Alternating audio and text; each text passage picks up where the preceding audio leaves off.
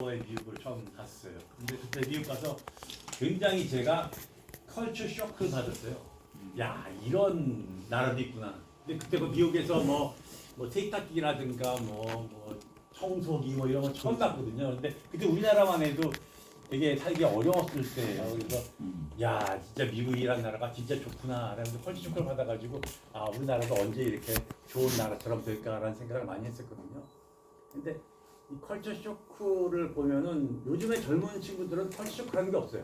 그러니까 뭐냐면 한국에 있는 젊은이나 미국에 있는 젊은이나 파리에 있는 젊은이나 도쿄에 있는 젊은이나 다 똑같은 음식을 먹고 똑같은 음악에 열광하고 똑같은 패션을 가지고 있어요. 그래서 그 친구들이 이제 미국에 가거나 뭐 어느 나라를 가도 뭐가 없어요?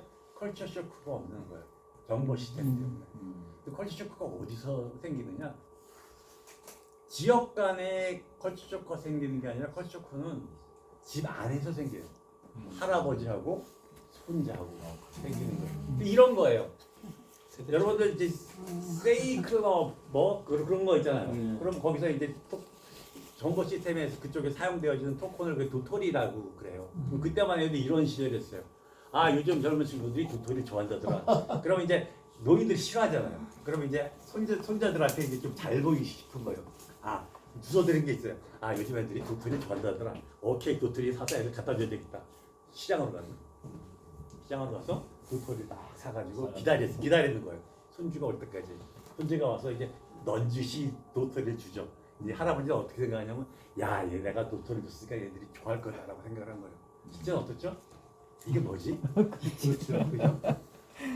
이게 굉장히 사실 심각한 얘기예요.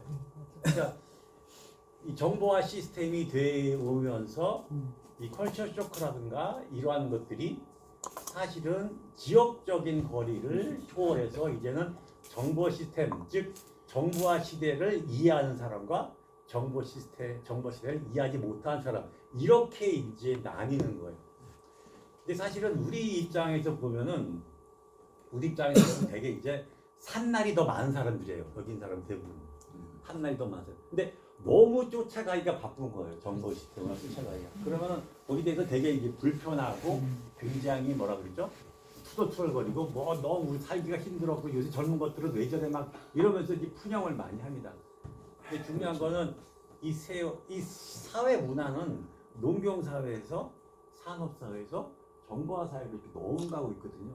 근데 그런 거를 쫓아가지 못하면 굉장히 많은 어려움이 생기는 거예요. 내가 여러분들한테 물어볼게요. 요즘에 뭐죠? 우리가 식당에 가더라도 다 키오스크 쓰죠. 네. 키오스크 쓰면 기분이 어떠세요? 저는 화가 나요. 젊은 시대들은 빨라. 네. 젊은 시대들은 빠른데 우리 늦어. 얼마 전에 그 지도라님이랑 저랑 이제 어디 갔었냐면 서브웨이라고 혹시 아세요? 샌드위치점. 네. 근데 거기 갔어요. 근데 키오스크가 있더라고요. 그거 주문을 하는데 매점 없고 그거 주문하는데 점원이 3번 왔어요. 못 해가지고. 그래서 자괴감이 들더라고. 내가 그래도 박사인데 네? 이래야 된다. 점점 어떤 생각을 하게 됐냐면은 아, 이거 너무 살기가 불편해.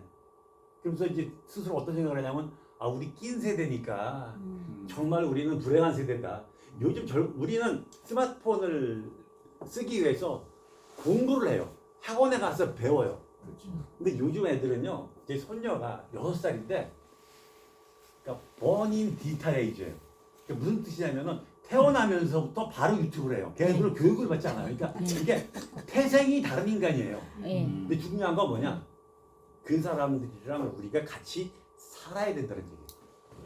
중요한 거예요. 그래서 우리가 불편하다, 왜 이렇게 살아야 되냐라고 우리가 사실은 이렇게 푸념할 수도 있지만은 생각을 조금만 바꿔놓으면요, 어떻게 생각할 수가 있냐면요, 우리 세대처럼 양 세대를 동시에 살아갈 수 있는 축복을 받은 세대가 없어요. 없어요. 그래서 그런 식으로 조금은 이제 바꿔야 되지 않을까라는 생각을 해봐요. 근데 지금 여러분들 다 그렇게 생각하실 거예요. 우리가 사는 세대가 뭐예요? 정보화 사회다. 그죠? 그런데 과연 나는 진짜 정보화인 인간? 그죠? 그런데 과연 나는 진짜 정보화인 인간? 그죠? 그런데 과연 나는 진짜 정보화인 인간? 그죠? 그런데 과연 나는 진짜 정보화인 인간? 그죠? 그런데 과연 나는 진짜 정보화인 인간? 그죠? 그런데 과연 나는 진짜 정보화인 인간? 그죠? 그런데 과연 나는 진짜 그러니까 우리가 정보화 사회를 디지털이라고 많이 얘기하니까 우린 디지털인인가 혹은 아날로그인인가 이걸 좀 생각해 보자는 얘기예요. 내가 질문을 하나 해볼게요. 여러분들 그 우표값 얼마인지 아세요? 잘 몰라요. 어려운 거죠. 네. 제가 오늘 그 질문을 하기 위해서 네. 네이버에 찾아봤어요. 네. 250원이더라고요. 근데 내가 하고 싶은 얘기가 그게 아니에요. 여러분들 우표 편지 쓰신 지 오래됐죠? 네. 아, 오래됐죠. 편지를 쓰고 나서 내가 어떤 사람한테 보낼 때 뭐를 붙여요? 우표 250원을 붙입니다. 그죠? 요즘에는 우표 대신에 뭐를 하죠? 연락할 때? 메일. 이메일을 쓰죠. 예.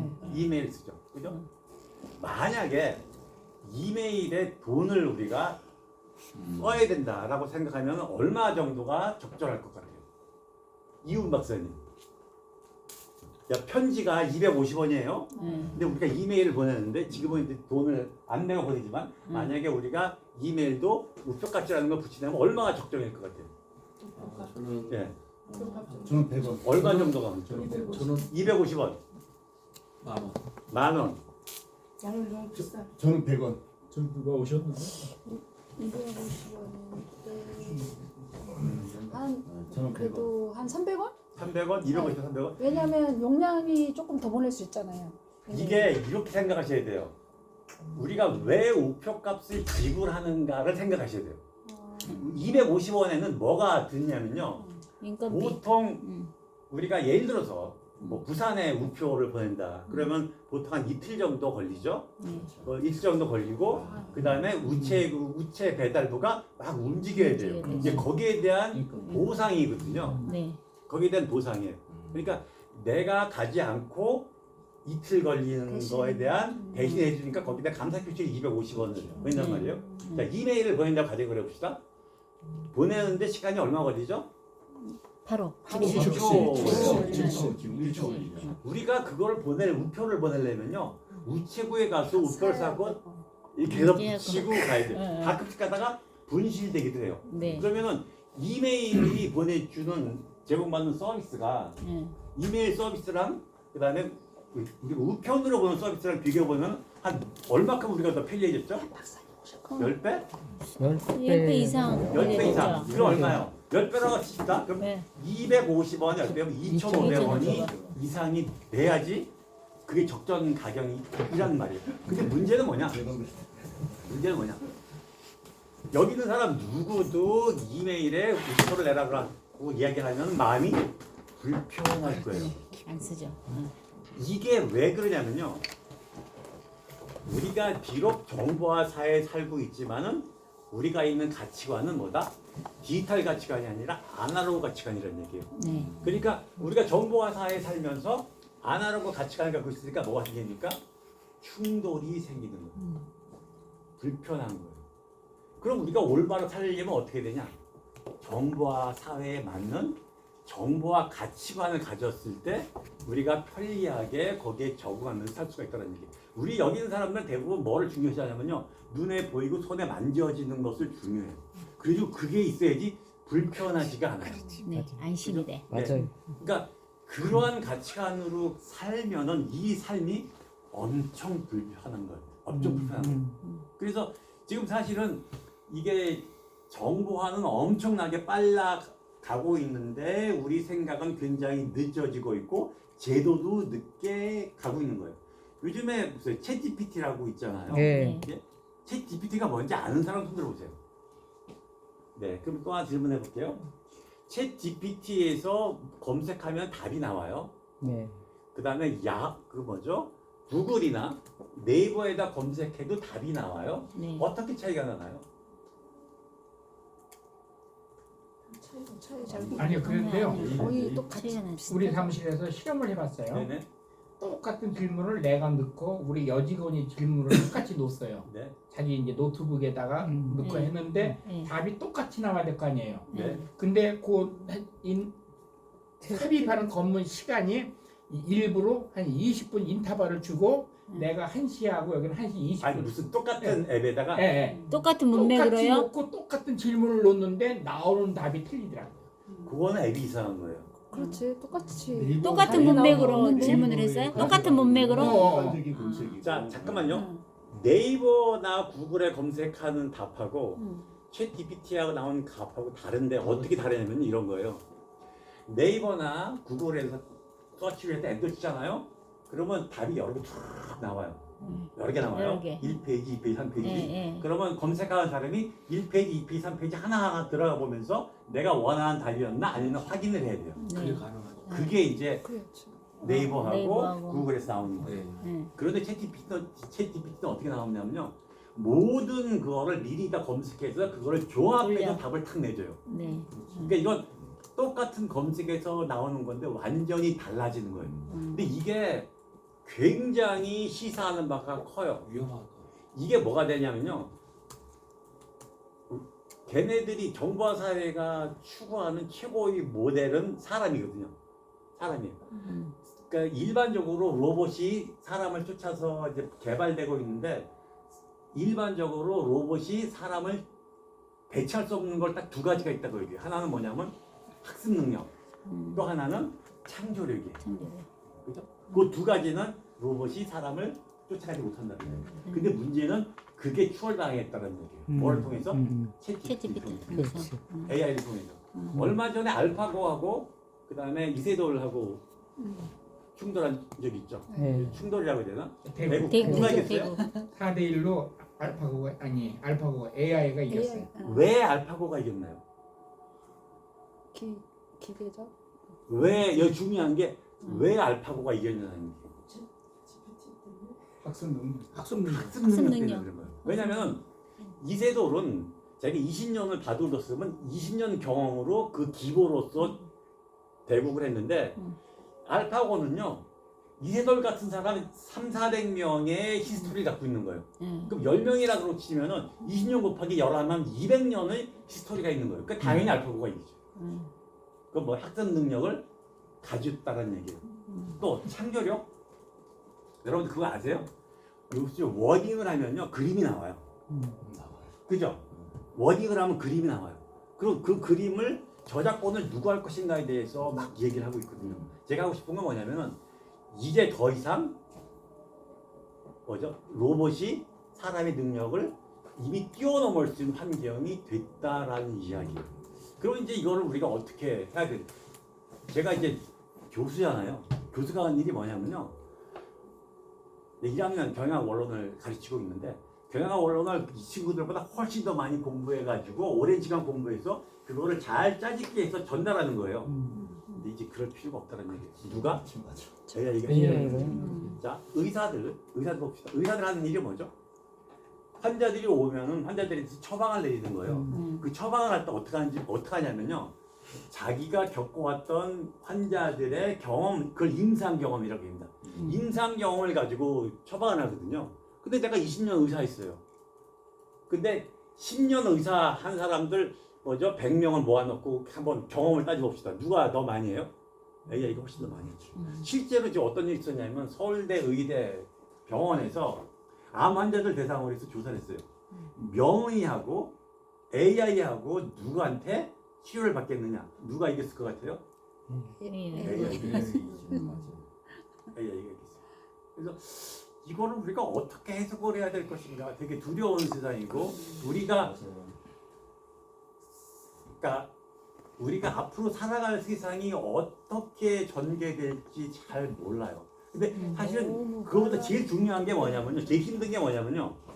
더 이상 젊은 친구들한테 조언을 할 수가 없다는 얘기예요. 맞아죠. 네. 제가 제일 힘든 게 뭐냐면요. 학생들이랑 젊은 친구들이랑 이야기를 하는데 학생들이 조언을 구해요. 그러면 제가 답을 어떻게 해죠? 제 경험으로 답을 해요. 근데 문제는 뭐냐? 어느 순간 그렇게 깨달았어요. 아, 내가 살아온 세상이 얘네들이 살 세상이 아니구나. 네. 그러니까 뭐가 하기 힘들어지냐면요. 조언을 감히 못 하겠더라고요. 그러면 제가 이제 방법이 이렇게 찾아낸 거예요. 친구들이 조언을 하잖아요. 네. 답을 안 줘요. 그럼 뭘 주냐? 네. 답을 낼 수 있는 기준을 줘요. 네. 기준만 주는 거에서 네. 뭐죠? 내가 할 역할이 끝나는 거예요. 그래서 제가 수업 시간에 노골적으로 이렇게 얘기해요. 니네들이 잘 사는 방법이 딱 두 가지가 있다. 첫째, 선생의 말을 듣지 마라. 둘째, 부모의 말을 듣지 마라. 왜냐면은 그 사람들이 살아온 세상과 너희들이 살아올 세상은 다르기 완전히 때문에. 다르다는 얘기예요. 완전히 다르다.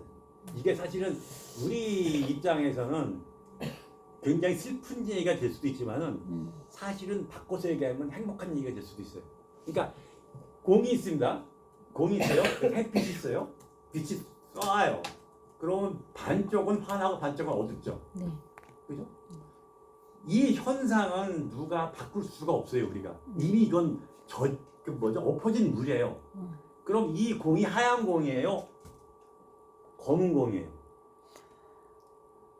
다시 한번요. 해가 있어요. 빛이 있겠죠. 공이 있어요. 그리고 해가 있으면은 반쪽은 하얗고 반쪽은 까맣겠죠. 이게 하얀 공이에요, 검은 공이에요? 둘 다. 그렇지 원래는 않죠. 하얀 거. 중요한 건 뭐냐면요. 이 환경은 바꿀 수가 없지만은 하얀 공인지 공을. 검은 공인지는 뭘 바꾸면 돼요? 스탠스를 바꾸면 돼요. 우리 스탠스를 예를 들어서 태양을 앞에 보고 있으면은 공이 검은 공이 되고 태양을 뒤집고 있으면 하얀 공이 돼요. 이야기를 왜 하고 있냐? 외적 환경, 우리 삶이 사회가 산업사회에서 정보화로 가는 건 우리가 바꿀 수 없지만 여기서 푸념만 하지 말자는 얘기예요. 그거를 바꿔서 이게 생각하면은 우리만큼 행복한 세대가 없다는 얘기. 왜냐면 우리 살아생전에 두 개의 세대를 동시에 아우르는 거거든요. 그러니까 우리는 뭐 하는 사람이다? 축복받는 받는 사람이다. 사람이다. 이렇게 되려면 어떻게 해야 되느냐? 디지털 디바이드라는 게 뭐냐면 정보 격차예요. 정보 격차. 그러니까 산업사회에서 정보사회로 넘어가면서 컬처 쇼크가 아니라 정보화를 이용을 해서 우리가 소위 얘기해서 이러한 디지털 디바이스를 잘 쓰는 사람은 굉장히 효율적이고 효과적으로 일을 하는 사람이고 이걸 못 쓰는 사람은 굉장히 떨어진 사람이거든요. 근데 더 이상 우리가 이런 것들을 두려워하지 말자는 얘기예요. 그러니까 이런 거를 단순히 전화기로 톡으로 사용하지 말자는 얘기예요. 이게 뭐냐면요. 컴퓨터예요. 컴퓨터. 근데 많은 사람들이 아직까지 특히 산날이 많은 사람들은 이거를 전화기로 쓰는 사람. 컴퓨터 써야 되는데. 맞아요. 그래서 컴퓨터를 쓰라고. 조금 우리가 바꾸시라고. 나이가 전화기를. 있지만 컴퓨터로 바꿔, 앞으로 제발. 나머지 삶을 조금 더 어그레시브하게 그죠? 처지지 않고 네? 그래서 좀 잘 살고 조금 우리가 정보화 사회를 받아들이고 네? 그리고 우리 키오스크를 보더라도 주눅 들지 말고 우리 잘못한 게 하나도 없어요. 그렇지. 뒤로 갔다 앞으로 갔다 하면서 말고 써. 모르면 젊은 친구한테 배우고 왜냐하면 배움은 항상 뭐죠? 행복하거든요. 그리고 이게 가장 좋은 게 뭐냐면요. 모르는 게 있다라는 거는 알아야 될 게 있다라는 얘기이기 때문에 삶의 이유가 되는 거예요. 네.